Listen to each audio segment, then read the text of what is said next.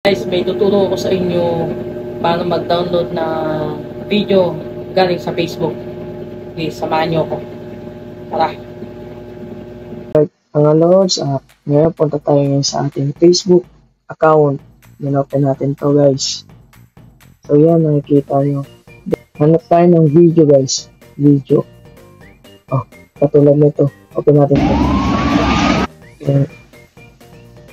Then nakikita nyo itong tatlong groups sa baba mga Lords. Click natin to guys.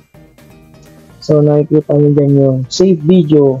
Open natin itong save video. Click natin yan. So na-save na natin. Save to your video profile. So i-back natin. Punta tayo ngayon dito sa tatlong group guys. Open natin. Then natin itong save. Ito yung save. Open natin yung guys. So yun guys, yung mga save natin video no. Na na-download natin. So, open natin itong na-save natin kanina. Ayan. Ayan, nakikita mo naman yung tatlong groups sa ibaba, guys. Ayan. So, copy link po, mga Lords.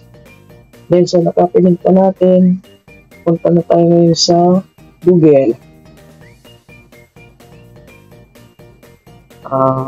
Search natin yung FB Download, guys.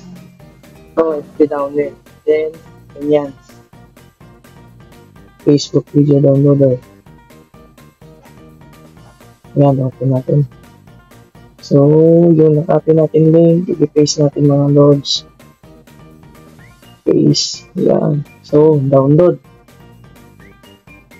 Then, scroll up natin. So, meron din po pagpipilian. Download video in normal quality and download video in HD quality. So, ito natin. Download video in HD quality. Yan. So, save to drive. Depende sa cellphone mo guys kung saan nyo save itong download mo. Then, open and drive. So, yan na siya guys. Then, i-click ko itong tatlong tuldok sa itaas. So, hanapin ang download. Yan.